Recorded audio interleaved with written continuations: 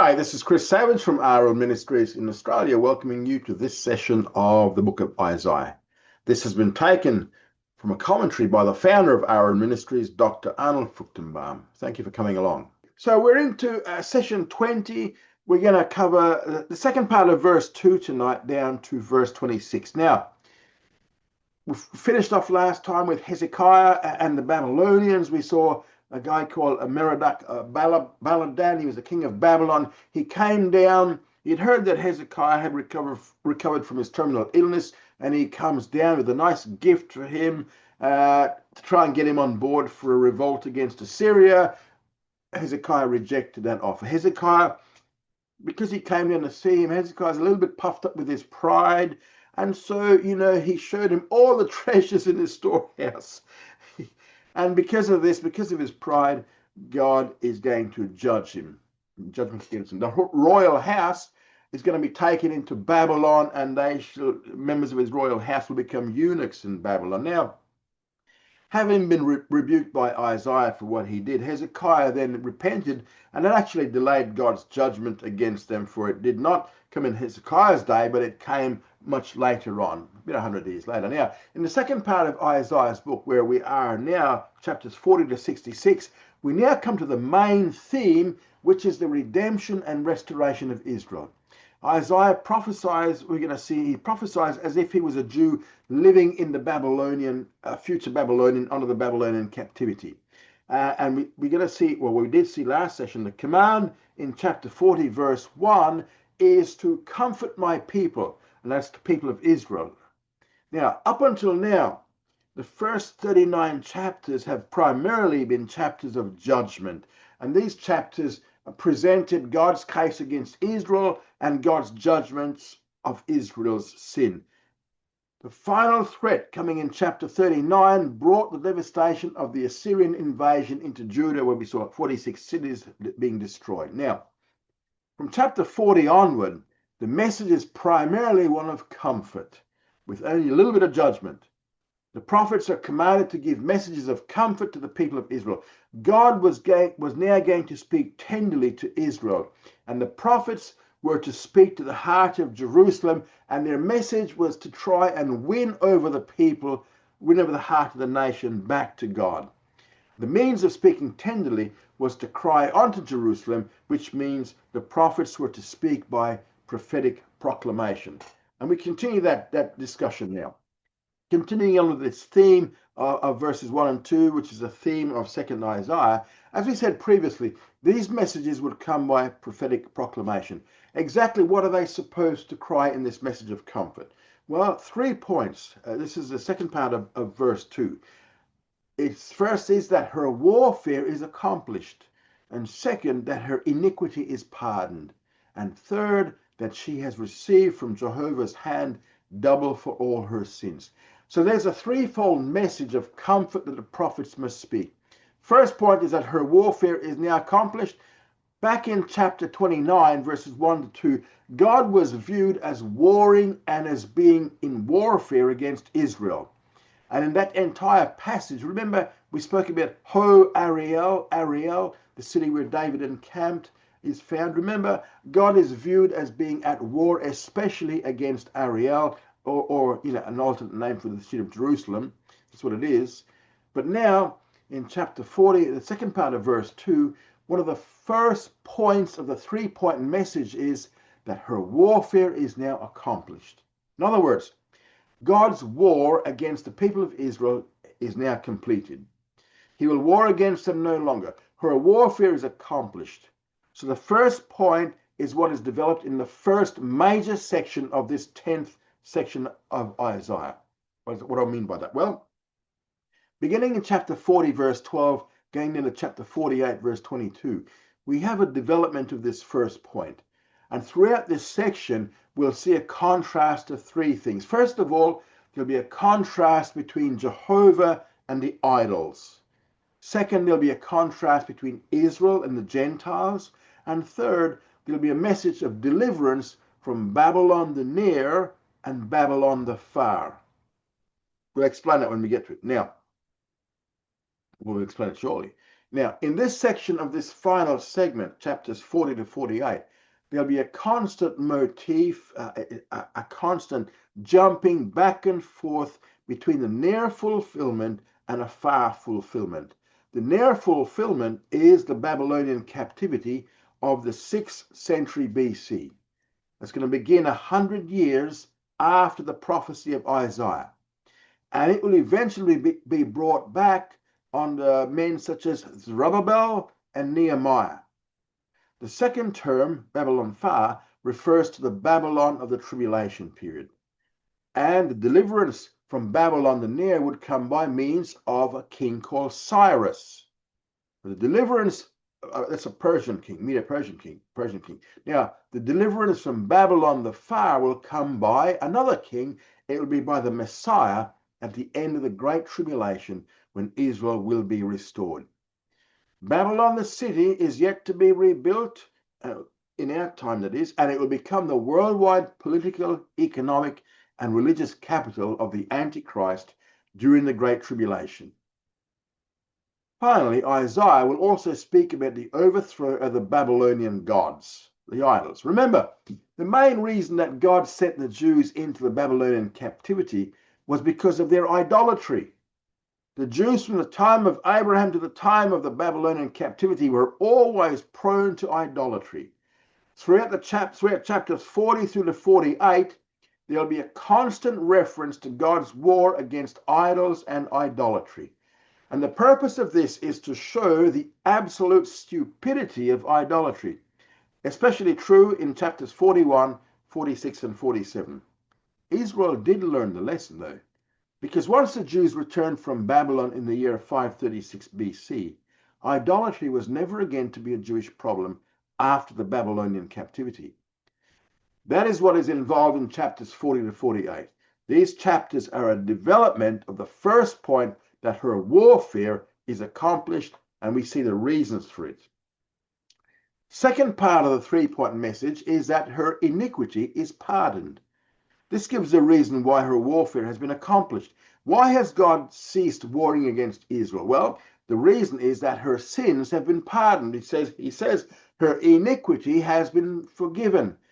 Now, Hebrew word for pardoned here is a word called nitzah, means to be satisfied or to be paid for. In other words, God's righteousness and justice were satisfied by the payment of a price. The iniquity was pardoned because the price for iniquity has been paid. So the second point, that her iniquity is pardoned, will be developed in chapters 49 to 57. In 49 to 57, Isaiah will make four major points. First, sin is pardoned because of the substitutionary suffering of the servant of Jehovah. So the debt has been paid. That's where the message of chapter 53 of Isaiah is going to fit into the entire picture. The reasons Israel's iniquities are pardoned is because the debt has been paid. In addition, the reason the debt was paid was that there was a substitutionary suffering by the servant of Jehovah. A second point made in that next body is a contrast will be drawn between the suffering of the servant of Jehovah and his future glory. Now, the rabbis never completely comprehended the truthfulness of one person fulfilling these two types of prophecies. Isaiah speaks on the one hand of a suffering Messiah, and on the other hand of a conquering and glorious Messiah. Now, we understand this being fulfilled by virtue of one Messiah who came twice, or who will come twice. Messiah came once to die for sins, but the second time he will come for the purpose of setting up his kingdom and ruling as king. However, the rabbis largely missed this point. They invented the theory of two messiahs. First Messiah will come and die. The second Messiah who will come, reign, and then raise the first Messiah back to life will follow him. Now, the third point is another contrast, and that is the exaltation of the servant of Jehovah from humiliation to his glory and honor. And then a fourth point we're going to look at is that it is going to be made later and that is the exaltation of Israel to the very heights of her calling to be the light to the Gentiles, which was her initial calling. The third subdivision of the message of comfort deals with the fact that Israel has received of Jehovah's hand double for all her sins. So this third segment here is that she's received from the Lord's hand double for all her sins. Now, the first point was that her warfare is accomplished, right? That's finished. That's what he's saying. Second point gave the reason for the first point. Her iniquity has been pardoned. That's why her warfare is finished. This third point gives the reason for the second point, right? The reason her iniquity is now pardoned and the price has been paid is because Israel has received double from the Lord's hand for all her sins. Now we have a progression in thought here. The principle of Israel receiving double for all her sins comes out of a principle from the Mosaic law. The law of Moses clearly stated that the firstborn son was to receive double. If you had 3 sons, you would divide your property into 4 parts. The 2 younger sons would be given 1 part each. However, the firstborn would be given 2 parts. Firstborn always receives double. Moreover, because Israel was considered the firstborn of God according to Exodus chapter 4 verse 22, where it says, "And you shall say unto Pharaoh, Thus says Jehovah, Israel is my son, my firstborn." So for that reason, Israel is to receive double both in blessing and in punishment. Now, what is emphasized is not the double blessing aspect, but what's emphasized is the double punishment aspect.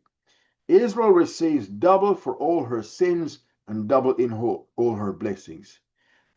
Now, Isaiah is not the only one to say this, because if you were to look in your Bibles at Jeremiah chapter 16, verse 18, which I'll read for you, it's just one verse, Jeremiah 16, 18.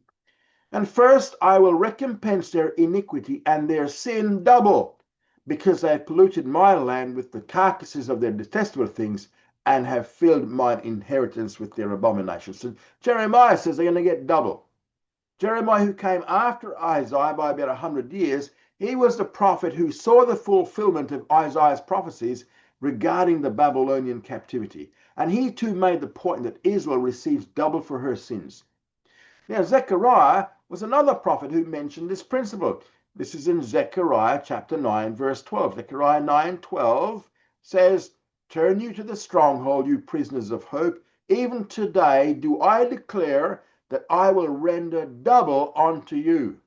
Now, Zechariah mentioned that not only did Israel receive double blessing, but she also received double punishment over all Gentiles. It's behind the Old Testament principle found in both Moses and the prophets of Israel receiving double for her sins that we also see the reasoning for this in Paul writing in the book of Romans, Romans chapter 2. Romans 2 verse 9 says, "Tribulation and anguish upon every soul of man that works evil, of the Jew first and also the Greek." Now, the reason why God will move against the Jews first in punishing sin is because of the principle that Israel receives double for all her sins. However, on the flip side of the coin, it's also true in Romans 2:10. Romans 2:10 says, "But glory and honor and peace to every man that works good, to the Jew first and also to the Greek." So, because of Israel's position as being the firstborn of the nations and having that special relationship to God, that covenant relationship to God, she receives double in both blessings and punishment. All right, now, the third point of Isaiah's threefold message of comfort is that God has already given to Israel double for all her sins. This third point will be dealt with in detail in chapters 58 to 66. Isaiah will primarily be concerned with the contrast between Israel the whole and the faithful remnant of believing Jews within Israel. There'll be the key contrast in chapters 58 to 66. He will contrast Israel the whole and Israel the faithful remnant.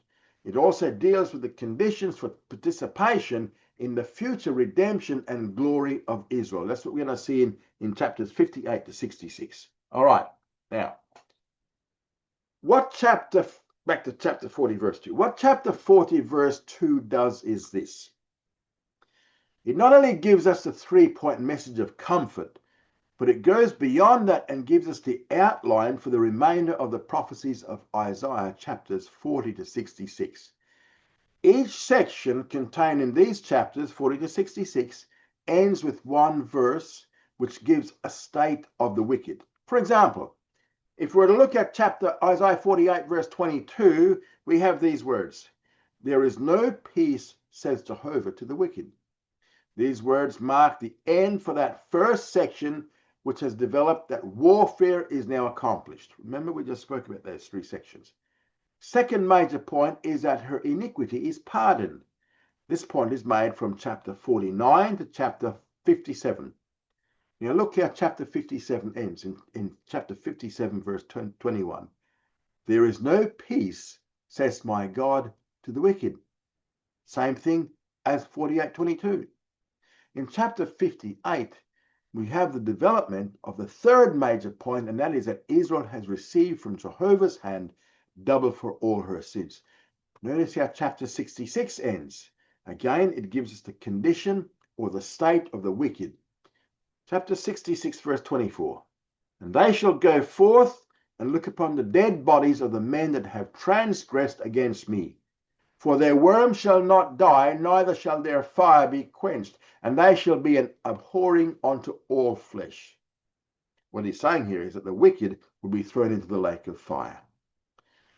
The theme is spelled out in chapter 40, verse 2. The message is one of comfort. The prophets are commanded to speak comfortably to the heart of Israel. They're told to give the threefold message of comfort to Israel. Now, what's the response? We see the response in verses 3 to 11. From this simple command, there are 5 different responses.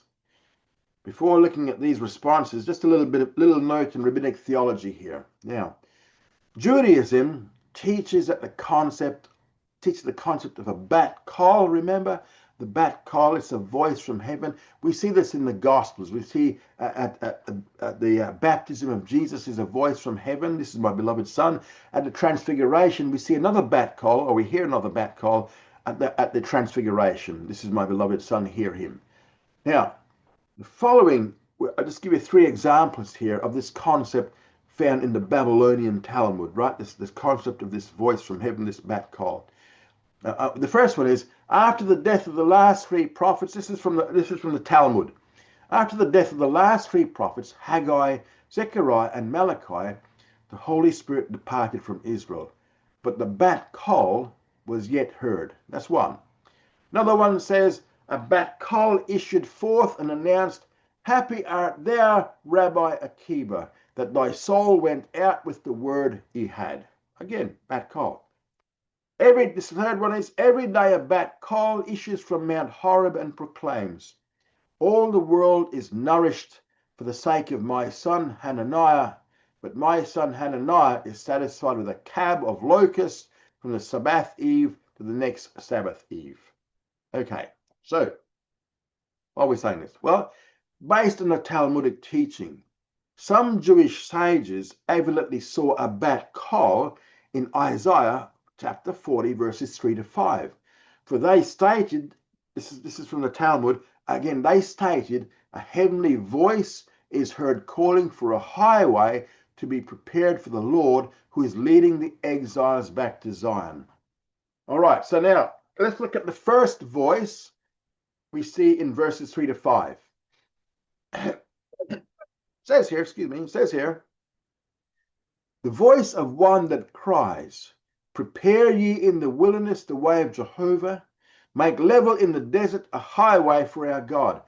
Every valley shall be exalted, and every mountain and hill shall be made low, and the uneven shall be made level, and the rough places a plain.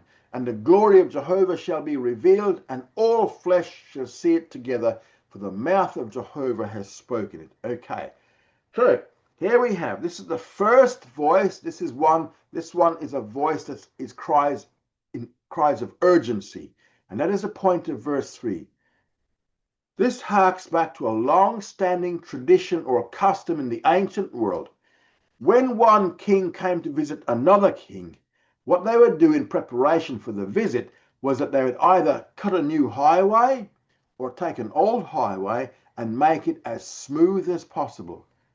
They remove all the obstacles which might hinder the smooth ride of the visiting king. The message here is that Jehovah the King is coming, so there must be a way prepared for him. A way in the wilderness must be prepared for the Lord. This means they must remove all obstacles. Now, it means that they must make level in the desert a highway for our God. They must smooth and level all that is uneven in the road. This verse is actually quoted in reference to John the Baptist by all four gospel writers. It's quoted by Matthew in Matthew 3:3. It's also quoted in Mark 1:3. It's quoted by Luke in Luke 3:4-6. It's quoted by John in John 1 verse 23. This prophecy could have been fulfilled by John the Baptist had he been accepted by the people of Israel. That is the point. John the Baptist was a forerunner of the coming king, the Messiah, the King of Israel. John the Baptist could have fulfilled this prophecy had he been accepted, but because he was rejected, this prophecy is unfulfilled. It awaits fulfillment at some other time in the future. Now, if you're to go to Mark chapter 9, verses 9-13, Mark 9:9-13, I'll just read this for you. And as they were coming down from the mountain, he charged them that they should tell no man what things they had seen, save when the Son of Man should have risen again from the dead. And they kept the saying, questioning among themselves what the rising again from the dead should mean. And they asked him, saying, how is it that the scribes say that Elijah must first come? And he said unto them, Elijah indeed comes first, and restores all things. And how is it written of the Son of Man that he should suffer many things and be set at naught? But I say unto you, that Elijah is come, and they have also done unto him whatsoever they would, even as it is written of him. Now, in the Matthew 17 passage, we're clearly told that in verse 13, he has a reference here to John the Baptist. The issue is this. The disciples had just seen the Shekinah glory manifested in the person of Jesus on the Mount of Transfiguration. And that raised a bit of a theological question in their minds. Why is it that the scribes teach that before the Messiah came, Elijah must come first? And this was based upon Malachi chapter 4, verses 5-6. Malachi 4, 5-6. Malachi 4, 5-6 says, Behold, I will send you Elijah the prophet before the great and terrible day of Jehovah. Which clearly does teach that Elijah, the prophet Elijah, must return before the coming of Christ. However, Elijah must return before the second coming of Christ, not before the first coming. Jesus said, first, Elijah the prophet will indeed come first and restore all things. Then he said, secondly, how is it written of the Son of Man that he should suffer many things and be set at naught? In other words, what he's saying is, if Elijah came before the first coming of Christ and restored everything, all the prophecies regarding his suffering and resurrection would never be fulfilled. That's the reason Elijah was not promised to come and restore all things before the first coming, but only before the second coming. Elijah will return before the second coming and restore all things. Now, John the Baptist was a type of Elijah in that he was a forerunner. However, he was a forerunner of the first coming. Had the message of John the Baptist and Jesus been accepted, then John would have fulfilled the prophecy of Isaiah chapter 40, verses 3-5. However, John the Baptist was rejected. So this prophecy of Isaiah chapter 40, 3-5 awaits a future fulfillment when Elijah will indeed return and restore all things. Verse 4 now describes the smoothing of the way as all obstacles are removed. Every valley shall be exalted, and every mountain and hill shall be made low, and the uneven shall be made level, and the rough places are plain. All obstacles will be removed in preparation for the arrival of the King, the Messianic King. Verse 5 speaks of the Shekinah glory. And the glory of Jehovah shall be revealed, and all flesh shall see it together, for the mouth of Jehovah has spoken it. Now, at that point, when all obstacles have been removed, and when Israel as a nation has been saved according to chapter 66 of this book of Isaiah, at that point, Christ will return. Moreover, when he comes back, his Shekinah light, his Shekinah glory, will be seen by all men everywhere on this earth. Going back into Matthew 24, verses 29 to 30. Matthew 24, 29 to 30. Matthew writes this, "But immediately after the tribulation of those days, the sun shall be darkened, and the moon shall not give her light, and the stars shall fall from heaven, and the powers of the heavens shall be shaken. And then shall appear the sign of the Son of Man in heaven. And then shall all the tribes of the earth mourn, and they shall see the Son of Man coming on the clouds of heaven with power and great glory." So what we're saying is Isaiah 40 verse 5 is speaking about the second coming of Christ, who when he returns, he will possess all the shining glory that was visible on the Mount of Transfiguration. In addition, that Shekinah glory light when he returns will be seen by all men everywhere. So that was the first voice in verses 3 to 5. And this was the cry of urgency in the preparation for the way of the Lord. The guarantee that all this will come to pass is given at the end of verse 5. For the mouth of Jehovah has spoken it. Now, since God has spoken it, it will indeed come to pass. That is the guarantee. That is the guarantee of the second coming. Then we come to the second voice found in the first part of verse 6. This second voice says, "The voice of one saying, cry." Now this second voice is now a cry of hope. He desires to continue the message of verses 1 to 2. He gives a command to cry. The second voice gives out a command. The same command was given in verses 1 to 2. Cry out onto Jerusalem, those initial 3 points. Now, immediately after that cry in the second voice in the first part of verse 6 comes the third voice in the second part of verse 6. And one said, "What shall I cry? All flesh is grass, and all the goodness thereof is as the flower of the field. The grass withered, the flower fades, because the breath of Jehovah blows upon it. Surely the people is grass." So what's he saying here? Well, this is a discouraging voice here. This third voice is a voice of discouragement. It emphasizes the transitoriness of man. Man is like grass. He simply withers away. The righteousness of man is like the flower. It simply fades. The third voice is a voice of discouragement saying, well, what good is it? We've had revivals before. What's different about this one? There has been righteousness in Israel's past. There were times when we were righteous. However, we allowed that righteousness to slip through our fingers, and later we turned away from the Lord. In other words, what they're saying is that it's useless. It's pointless. Why? Because we move in continuous cycles. Eventually, the righteousness fades away to nothing. Why bother crying? Why bother giving this message of hope in verses 1 to 2? It doesn't make any sense. It's useless. It does not do any good because of the transitoriness of human righteousness. So the third voice here in the second part of verse 6 says that since the spirituality of man is always transitory and temporary, why bother giving a message of comfort? Because we're going to fail. Then the fourth voice pipes in and answers these questions in verse 8, and he gives forth the reason.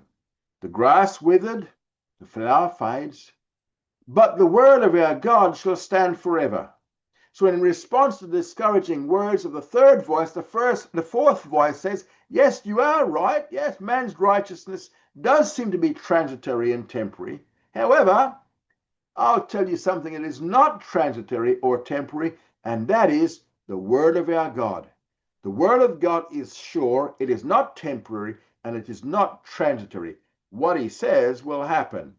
Therefore, Since the promises of the final restoration and redemption of Israel are certain to come to pass. Why? Because the mouth of the Lord has spoken it. Since the word of God is not temporary or transitory, and since we are assured that these promises of final victory and restoration will be fulfilled on the basis of these promises, let us then proclaim the message. So far we've had 4 voices, but now comes the 5th voice. 5th voice we find in verses 9 to 11. The 5th voice is a climactic voice. Oh, here I'm going to read verse 9 first up. O you that tell good tidings to Zion, get you up on a high mountain. O you that tell good tidings to Jerusalem, lift up your voice with strength. Lift it up, be not afraid. Say unto the cities of Judah, behold your God. Okay. Finally, commands of verses 1 to 2 are carried out. What was the command?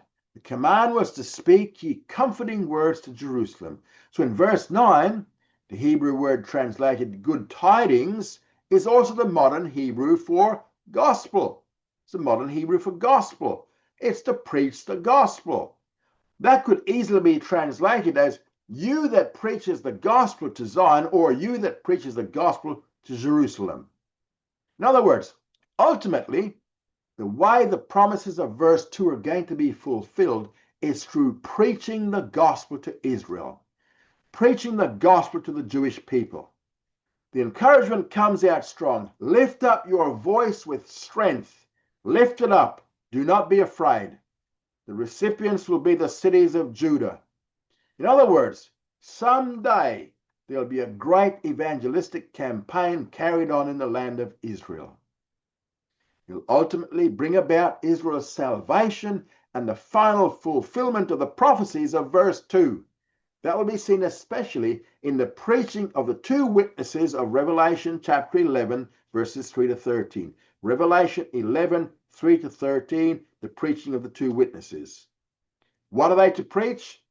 Behold your God. Remember, whenever Isaiah uses the word behold, he always has something to say in reference to the future, which we've seen multiple times previously. In other words, what he's saying is, behold, your God is coming in the future. The fact that Israel's God is coming in the person of Jesus of Nazareth, that is the good news. Behold, your God is about to come. Now, when he comes, he'll have one relationship to Israel and another relationship to the Gentiles. In verse 10, here we have the coming of Christ in his relationship to the Gentiles. Behold, the Lord Jehovah will come as a mighty one, and his arm will rule for him. Behold, his reward is with him, and his recompense before him. For the Gentiles, he'll come as a judge and a ruler. His recompense, his reward is with him. Now, the 2 words in Hebrew, reward and recompense, are both judgmental.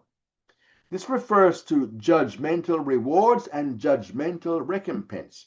In other words, when he returns in his second coming for the Gentiles, he will come as a ruler and a judge. He'll come for the purpose of rendering judgmental reward and recompense upon the Gentile nations. Now, as far as Israel is concerned in verse 11, he will feed his flock like a shepherd. He will gather the lambs in his arms and carry them in his bosom, and will gently lead those that have their young. In relationship to Israel, Messiah will come as a shepherd. 4 statements are made regarding the shepherd ministry of Christ. First of all, he will feed his flock. His flock is Israel. And we know this from Isaiah 49, verses 9 to 10. Isaiah 49, 9 to 10. There it is on the screen. And Isaiah 63, verse 11. Messiah's love for his people is seen in the second statement. He will gather his lambs in his arm. Hebrew word for gather here, it's kabatz, K-A-B-A-T-Z. It is used in the law of Moses of Israel's final regathering. Check it out in Deuteronomy chapter 30, verses 3 to 4. Deuteronomy 30, 3 to 4. Third, he will gather the lambs to his bosom. That means he's gathered them close to his heart. Fourth, he'll lead them as a shepherd leads his sheep, gently leading those that have their young. With this picture of a loving shepherd, the prologue to the last 27 chapters to the book of Isaiah is now closed in verses 1 to 11. Now, Isaiah 40 verse 12 to Isaiah 48 verse 22. This shows that her warfare is accomplished. Isaiah 40:12 was written in the light of the Babylonian captivity and goes beyond the transition of chapter 39. This section is going to show a contrast between Jehovah and idols and between Israel and the Gentiles. There will be the prediction of deliverance from both Babylon the near and Babylon the far. The section ends with God's emphasizing the overthrow of Babylonian idolatry. Now, this is split up into 8 sections. First section we see in verses 12 to 31, the incomparable greatness of Jehovah. This section begins with a description of God's majesty. Isaiah will repeat some of the aspects introduced in verses 12 to 31 throughout the next 8 chapters. For example, we're going to see God's creative power and incomprehensible knowledge are emphasized again in chapter 44, verse 24 to chapter 45, verse 8. We'll see them when we get there. And his uniqueness is going to be seen in chapter 44, verses 6 to 23. That's 44, verse 24 to 45, verse 8, and 44, 6 to 23. Now, we see the greatness of God in verses 12 to 17. Here we go off here. He says, "Who has measured the waters in the hollow of his hand, and measured out heaven with the span, and comprehended the dust of the earth in a measure, and weighed the mountains in scales and the hills in a balance?" Who can do that? Well, it has to be an omnipotent God. A series of questions here are given. These are rhetorical questions. The answers are obvious. Here in verse 12, we see the first of these questions, and the point of these rhetorical questions is to show the omnipotence of God. He is all-powerful. First question, who else can hold all the oceans of the world in the hollow of his hand? Well, how much water can you and I hold in our hand? Probably a mouthful.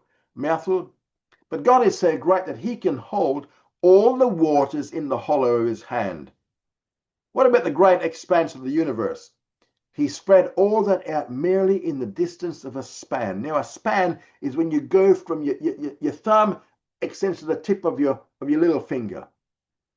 That's the measure of a span. The vastness of the universe was simply measured out by God in the span of his hand. That is the greatness of God. He's able to measure also the particles of each dust one by one, the specks of each dust one by one. He's able to weigh all the mountains and hills in a balance, and he can give us the exact weight. One fact about the greatness of God is that he is omnipotent. He is all-powerful. Verse 13 asks the questions, who has directed the Spirit of Jehovah, or being his counselor has taught him? With whom took he counsel, and who instructed him, and taught him in the path of justice, and taught him knowledge, and showed to him the way of understanding? In verses 13 to 14, we have a second series of rhetorical questions, which point to his omniscience. Not his omnipotence, but his omniscience. Again, we have a series of questions demanding obvious answers. Who has ever directed the Spirit of God as to which way he should go? Who has ever served as a counselor to God? To whom does God ever go for advice? Who has ever instructed God? Who taught God justice or knowledge? Who teaches him the way of understanding? Obviously, no one. Why? Because he is omniscient. He is all-knowing. Therefore, no one serves as his counselor or teacher. Next thing. Now we see in verses 15 to 17, the other hand, we have the contrast now between God's omnipotence and omniscience with the insignificance of the nations and peoples. 3 major points are made concerning the nations. First, the nations are very small. Verse 15. Behold, the nations are as a drop of a bucket, and are accounted as the small dust of the balance. Behold, he takes up the isles as a very little thing. So what he's saying about the nations and peoples, well, they're simply like a drop in a very large bucket of water. The nations are like a piece of dust on the scale. If you go to the supermarkets or the butchers, you put something in the scales, you see the weight. But you put with the dust on the scales, you see nothing. The small particles, the specks of dust, don't even register in the scales. That's the way all nations are compared to God. They're like one small speck of dust on a scale, like one small drop in a large bucket of water that makes absolutely no difference. Second, their insufficiency in relationship to God is pointed out now in verse 16. And Lebanon is not sufficient to burn, nor the beasts thereof sufficient for a burnt offering. Well, what's he talking about here? Well, remember, Lebanon with its abundance of many trees, and Lebanon was actually famous for its many trees, and yet all the trees of Lebanon could not burn long enough to provide a sufficient sacrifice. Not only that, he says, nor would all the animals in the huge forests of Lebanon, even if they could all be captured, would be enough to provide a sufficient sacrifice to God. None of it would be. It's all insignificant, too small. Third point is the nothingness of the nations, verse 17. All the nations are as nothing before him. They are accounted by him as less than nothing and vanity. Now, 3 Hebrew words are used in this verse. The first word is ayin, and it's rightly translated as nothing, right? Nothing, less than nothing, vanity, right? They're 3 words here we're going to look at. Second word is ephes, E-P-H-E-S, and it's rendered as less than nothing. However, what it does mean is it means a ceasing. And ephes is the end at which a thing ceases, and in an absolute sense, that at which all being ceases. Hence, non-existence or nothingness. So he's talking about the nations here. Third Hebrew word is tohu. Now, in the ASV, which is what we're using here as the translation, in the ASV it's rendered as vanity. The word really means formlessness, confusion, unreality, or emptiness. Most of you probably remember the word tohu vahu. We see tohu bohu. We see it in Genesis chapter 1, verse 2, where it speaks of the earth as being waste and void, or waste and confusion. So what he's saying here is that the nations are nothing, they're nothingness, they're merely confusion. Now in verses 12 to 17, the point was the greatness of God in contrast to the smallness, the insufficiency, and the insignificance of the nations. Now, what's next? Well, having described God's majesty and contrasted it with the nation's insignificance, Isaiah next details God's incomparableness. He's incomparable. This is verses 18 to 26. Verse 18 asks the guiding question. To whom then will you liken God? Or what likeness will you compare unto him? The transient God is incomparable. No one and nothing approaches him in his greatness and glory.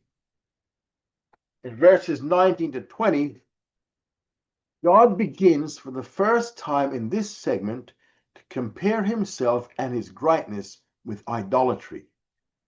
Here's a bit of Jewish humor and irony here. We're going to read verses 19 and 20. The image, a workman has cast it, and the goldsmith overlaid it with gold, and cast for it its silver chains. He that is too impoverished for such an oblation chooses a tree that will not rot. He seeks unto him a skillful workman to set up a graven image that shall not be moved. Now, verse 19, what does it say? Well, it says, the image, a workman has cast it, right? And the goldsmith now overlays it with gold, and he casts some silver chains for it. Isaiah says here, that some people are able to buy expensive gods overlaid with gold and silver. Others, in verse 20, He says, he that is too impoverished or too poor for such an oblation, he goes into the forest, he chooses a tree that will not rot. He seeks unto him a skillful workman to set up a graven image that shall not be moved. Right, now, here we go. These must buy cheap gods. Well, actually, in fact, they cannot actually afford to purchase these gods. They have, as I said, they have to go into the forest and find wood that will not rot. It's not good for gods to rot. All right. So he chooses a skillful carver to make the god look nice. I mean, again, it's not good for a god to look ugly. So he chooses also a strong base for his god, because it's not good for a god to totter and fall over. You can't have your god, you can't have an ugly god which is rotting away, falling over. It's just not right. Now, this is Isaiah. Isaiah uses irony, a bit of humor here. It's not nice for gods to rot. It's not nice for gods to look badly. It's not nice for gods to keel over.